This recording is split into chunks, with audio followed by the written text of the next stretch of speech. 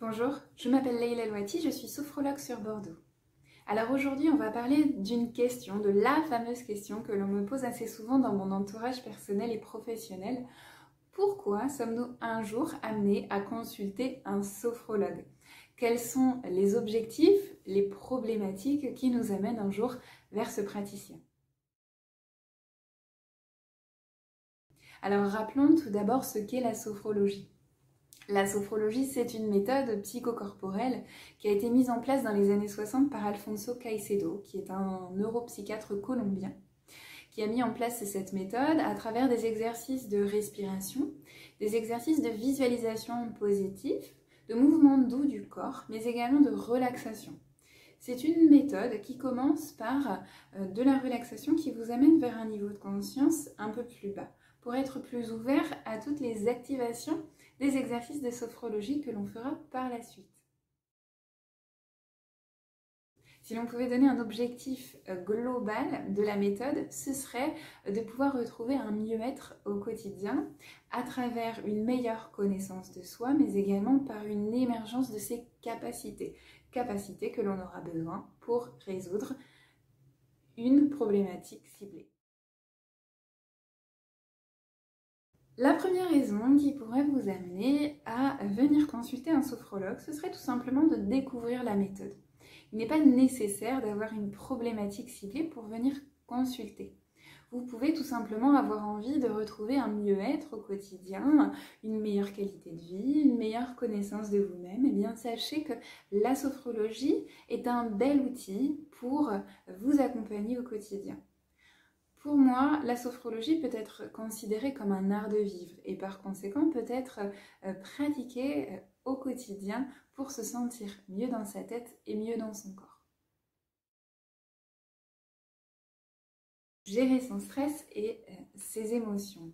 Ça fait partie des top 3 des consultations que je peux avoir au cabinet. Alors la sophrologie, comme je vous l'ai expliqué, permet une meilleure connaissance de soi et par conséquent un meilleur fonctionnement de son stress, une meilleure compréhension de son stress, de ses émotions. On peut donc par la suite mieux les accueillir pour pouvoir les laisser passer.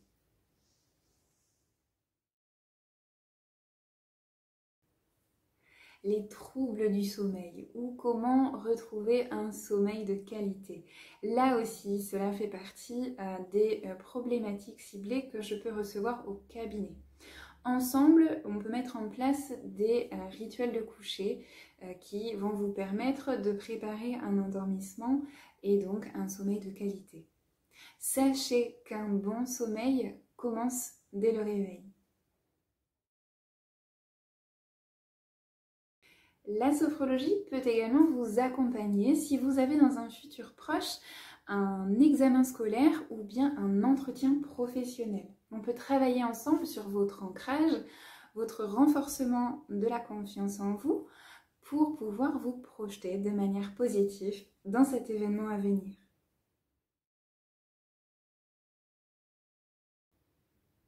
En parallèle d'un traitement médical, évidemment, la sophrologie ne se substitue pas et ne se substituera jamais à un traitement médical, mais il peut l'accompagner en parallèle. Je m'explique. Vous avez peut-être prochainement un examen médical qui vous stresse ou qui vous fait peur.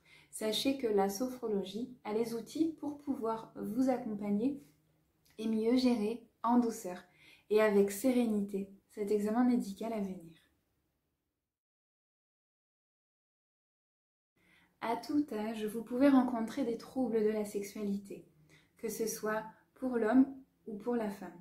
Sachez que la sophrologie vous accueille dans votre globalité, vous remet en lien avec vos ressentis corporels et par conséquent vous amène vers une meilleure sexualité, une sexualité plus épanouie, plus à l'écoute de ses sensations.